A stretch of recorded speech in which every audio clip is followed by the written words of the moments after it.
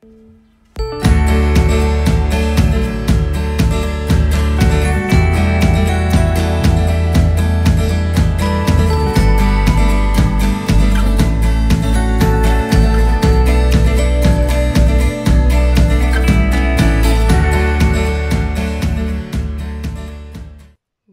à tous, bonjour à toutes, mon nom est Ronit Casséus, je vous souhaite la bienvenue sur la chaîne YouTube de Ronit et compagnie et bienvenue dans nos capsules d'intervention et de coaching PNL.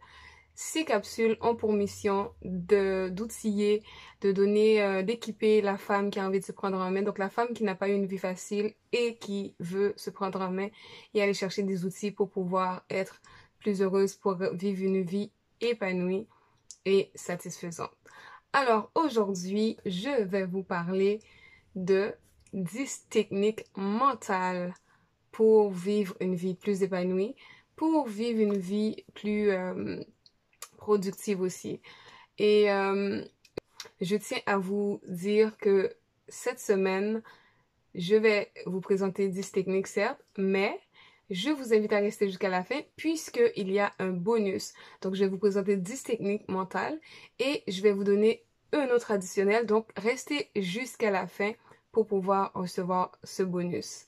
Alors, est-ce que ça vous est déjà arrivé de ne pas être satisfaite de votre vie, de trouver que vous tournez en rond, de trouver que vous n'êtes pas assez productive? Si oui, aujourd'hui, je vais vous donner 10 techniques. Il y en a d'autres, bien sûr.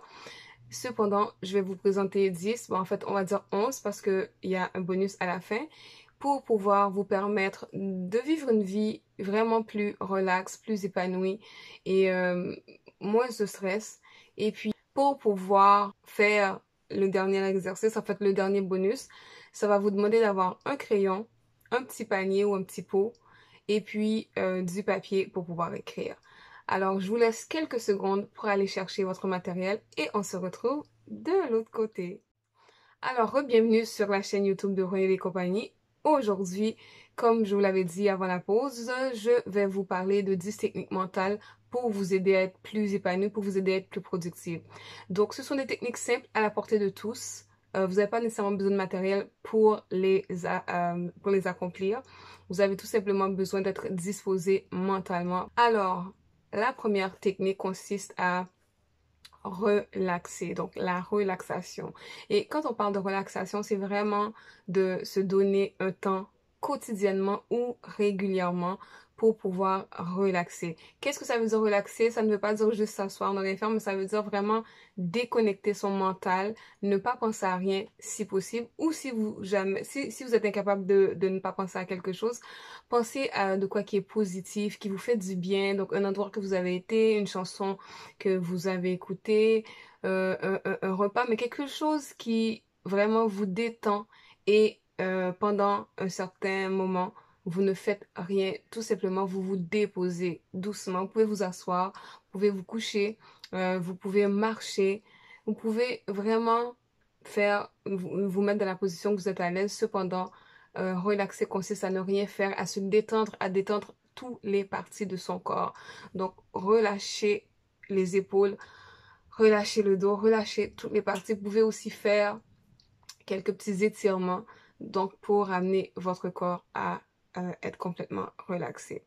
Ensuite, la deuxième technique consiste à respirer, donc la respiration profonde. Quand on parle de respiration profonde, vous allez me dire que on respire naturellement, on n'a pas besoin de penser à sa respiration. C'est pour ça que je vous parle de respiration profonde. Donc, c'est une technique qui consiste à respirer régulièrement, mais en profondeur. Donc, on va prendre une inspiration doucement et après, on fait une expiration doucement. En général, quand on respire, on ne surveille pas sa respiration. Et vous voyez que si vous regardez un bébé, quand ça respire, son ventre se gonfle complètement et après ça descend. Alors que nous, lorsqu'on devient adulte, on vit une vie stressante, on a une mauvaise posture, on ne pense pas nécessairement à sa respiration, donc ce qui fait qu'on peut respirer n'importe comment et ça peut nous amener même à être hyper ventilé, donc à manquer de souffle.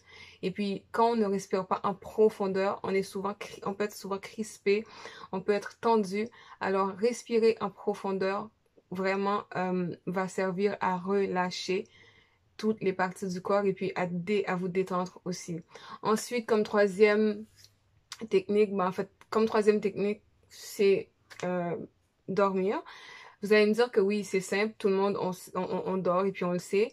Cependant, il y a dormir pour dormir et il y a un sommeil réparateur. Donc, quand on parle de sommeil réparateur, c'est que 1 heure ou même plus avant d'aller vous coucher, c'est d'éteindre toute source de stress. Donc, ce qui veut dire les écrans, tout ce qui peut venir vous irriter et si possible, même si vous avez des appareils électroniques dans votre chambre, les déconnecter. Donc, réduire le plus possible les interférences ou les ondes. Donc, vous savez qu'en 2021, on a tendance à surconsommer tout ce qui est électronique et on n'est pas nécessairement, quand on va se coucher, on n'est pas nécessairement reposé. Donc, avant d'aller au lit, c'est de prendre le temps de vraiment tout déposer, donc de faire un vide au niveau émotionnel, au niveau mental et aussi installer comme il faut son lit avec des oreillers, avec un bon équipement et puis aussi déconnecter toute source de distraction ou toute source de stress pour pouvoir avoir un sommeil réparateur. Parce que c'est pas parce qu'on va se coucher qu'on dort que ce qui veut dire que le lendemain, on a eu un sommeil réparateur. La quatrième technique, en fait, consiste à clarifier son esprit. Et quand on parle de clarifier son esprit, une des façons qu'on peut faire ça, c'est par le mind mapping. Qu'est-ce que le mind mapping? Donc, mind, c'est la pensée. Mapping, c'est une carte, un peu comme un GPS. Alors, ça consiste à prendre une feuille ou ça peut être électronique ou ça peut être physique. Donc, ça consiste à prendre une feuille et vous organiser en conséquence. Quand je parle de vous organiser, ce qui veut dire que vous prenez une feuille, vous mettez l'idée principale, vous faites un cercle, vous mettez l'idée principale au milieu et ensuite vous allez prendre des crayons de différentes couleurs, vous allez faire des branches et chacune de ces branches va représenter un domaine ou un aspect que vous avez des choses à faire, que vous aimeriez travailler ou développer quelque chose, vous mettre des notes. Alors, ça peut ressembler un peu à un soleil ou ça peut ressembler aussi à un arbre. Donc, c'est vraiment le principe consiste à faire au milieu de la feuille, on fait un cercle, on écrit l'idée principale et après ça, les autres branches vont compléter l'organisation de ce que vous voulez faire. Ça peut être une thématique, ça peut être, je sais pas, organiser mon bureau. Donc, au milieu du cercle, c'est organiser mon bureau. Après ça, il va y avoir chaque branche va être d'une couleur différente pour pouvoir mieux vous référer. Et puis aussi, donc c'est une façon globale de regarder votre organisation et de vous y référer rapidement. C'est une technique qu'on n'est pas nécessairement habitué à faire parce qu'on est plus habitué peut-être à noter les choses de façon à les lister. Mais le mind mapping est une technique qui est de plus en plus utilisée pour pouvoir vraiment vider son esprit, que les choses soient claires sur un document électronique ou sur un document physique, de façon à ce que lorsqu'on le regarde, c'est vraiment comme une carte. Et puis, quand on regarde la carte devient une image mentale, donc un peu comme une photo. Donc, on sait où est-ce que chaque chose va et puis d'un coup d'œil, on a une idée de ce qu'on veut représenter. Ensuite, la cinquième technique, donc, consiste à canaliser son énergie, mais pas n'importe laquelle, donc canaliser son énergie positive. Vous savez que il peut être très facile de perdre son calme, de se mettre en colère, de se stresser ou de paniquer. Alors, cette technique, c'est vraiment d'être conscient de son humeur, d'être conscient des choses autour de nous et puis de canaliser son énergie positive. Quand on parle de canaliser, donc c'est aussi une autre façon de dire focuser sur ce qui est positif dans votre vie. Il est facile de se plaindre, il est facile de faire des reproches et puis d'avoir des insatisfactions. Cependant, lorsqu'on voit qu'on commence à être irrité ou qu'on commence à être fatigué, qu'on est un peu, qu'on se sent un peu désabusé, perdu, vraiment, il est recommandé de ramener votre énergie à son positif. Donc, trouver une façon, quelque chose de quoi qui vous stimule au niveau positif et focuser sur ce qu'il y a de positif. Donc, regardez autour de vous, regardez au niveau de votre famille, votre travail. Donc, il y a des choses que vous aimez beaucoup, il y a des choses qui vous font du bien et c'est sur ces choses, c'est sur ces personnes-là que vous devrez focuser pour pouvoir garder, pour pouvoir vivre une vie épanouie. Ensuite, la sixième technique consiste à visualiser, à faire de la visualisation. Donc, quand on parle de visualisation, c'est vraiment d'arriver à créer ou à représenter une image qui nous fait plaisir, qui nous fait du bien dans notre tête. Et régulièrement, lorsqu'on en a besoin, on peut prendre un temps en silence, tranquille, isolé, et puis se remémorer cette image, se remémorer ce moment. Et quand on parle de se remémorer, donc il y a ce qu'on appelle le VACOG, donc qui veut dire visualiser, entendre, euh, ressentir, goûter, toucher. Donc tous les sens sont présents lorsqu'on visualise. Si jamais vous avez été dans un voyage ou bien un endroit qui vous a marqué, qui vous a fait du bien, euh, vous pouvez, dans vos moments de visualisation, vous remémorer cet endroit. Donc vraiment, c'est comme si vous le viviez, mais à distance. Donc vous allez vous remémorer l'image complète. C'était comment, est-ce qu'il y avait du soleil, entendre le son de l'eau, prendre les odeurs des fleurs. Donc euh, c'est revoir, c'est comme si vous revoyez une image en 360, une image en 3 dimensions, et vous allez vous remémorer cet instant, cette image avec tous vos sens. Donc ça, c'est... et la visualisation, vous pouvez faire ça presque n'importe où, ça ne demande pas grand-chose. Vous pouvez être dans votre auto en train de visualiser, pas en conduisant certainement.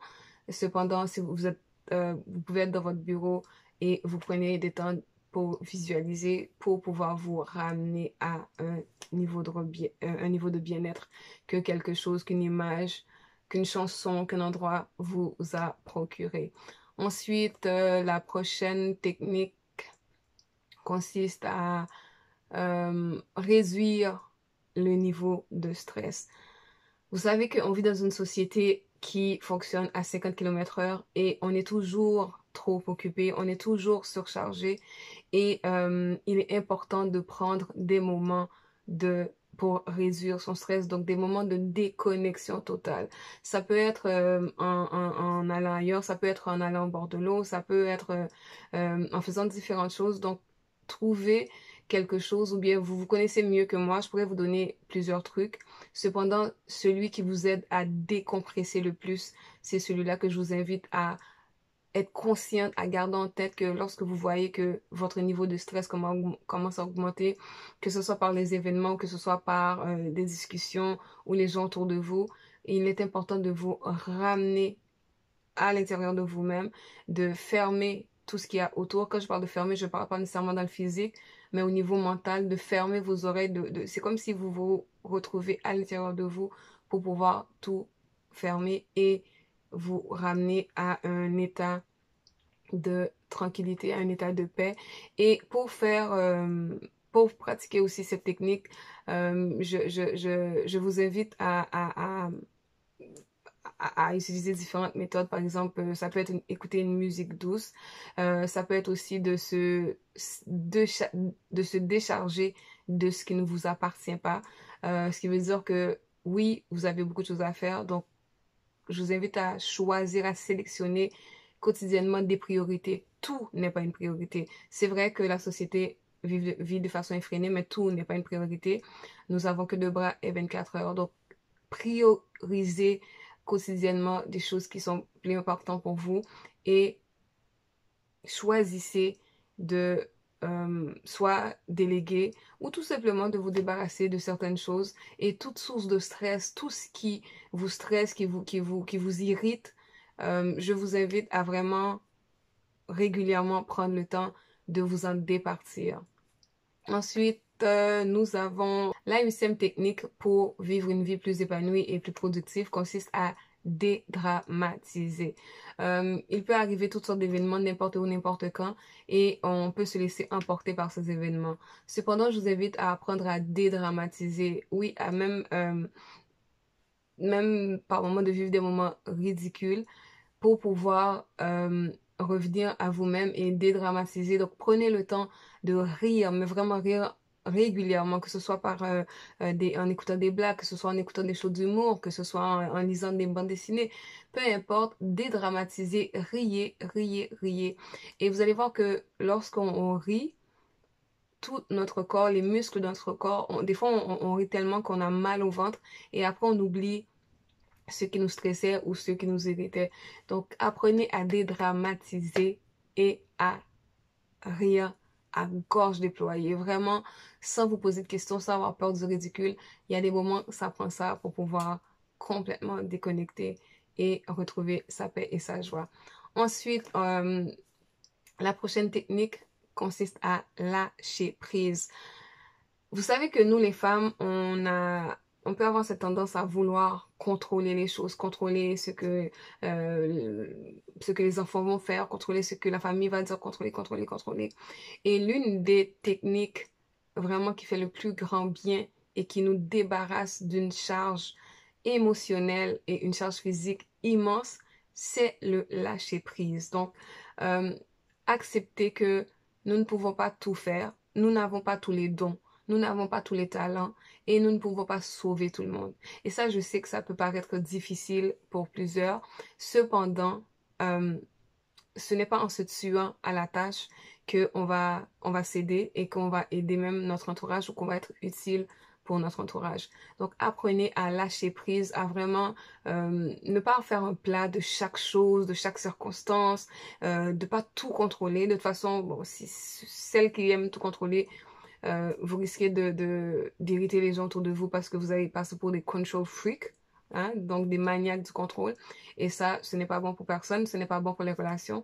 Donc, apprenez à lâcher prise, à déposer les choses, à même par moments s'en foutre pour que vous puissiez garder un état d'esprit de bien-être, un état d'esprit positif et vraiment décontracté.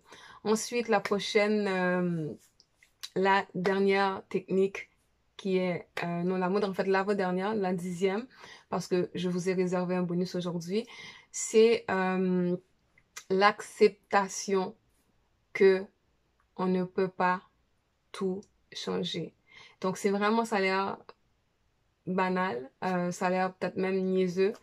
Cependant, une fois que vous allez prendre conscience, que vous allez accepter qu'il y a des choses, qu'il y aura toujours des choses qu'on ne peut rien changer, donc d'arrêter de se faire du mauvais sang constamment, alors là, vous allez voir que vous allez vivre beaucoup plus heureux et beaucoup plus en paix. Je ne vous ai pas parlé de choses matérielles, d'avoir plus d'argent et tout ça, parce qu'il se pourrait qu'on ait tout ça et qu'on soit toujours pas plus heureux. Donc, je vous donne des techniques mentales qui est à la portée de chacun et chacune, et puis que vous pouvez appliquer dans votre quotidien, ou bien que ce soit une ou plusieurs, qui peut vous faire du bien et vous permettre d'être bien, de vivre pleinement votre vie. De toute façon, vous n'êtes pas appelé à vivre une vie merdique, vous êtes appelé à vivre une vie épanouie, une vie de bonheur, donc une vie satisfaisante. Alors, ces techniques, si vous les mettez en pratique régulièrement et vous en faites un allié, vous allez voir que ça va impacter votre vie.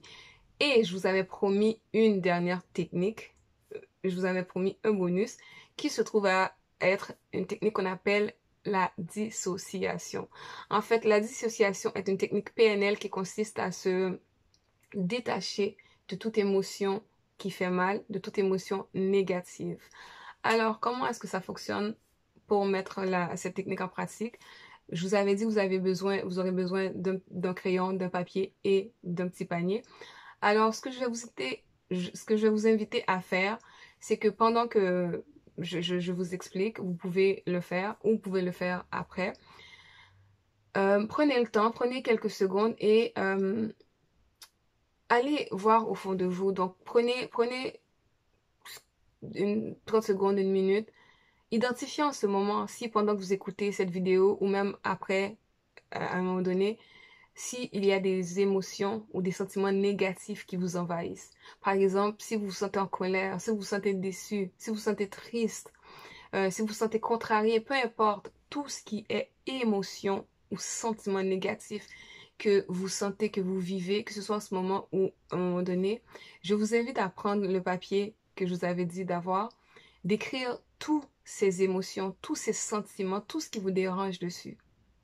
OK? Et une fois que vous avez fini une fois que vous avez fait, vous avez écrit tout ce qui était négatif que vous avez sur le cœur, que vous avez à l'intérieur de vous.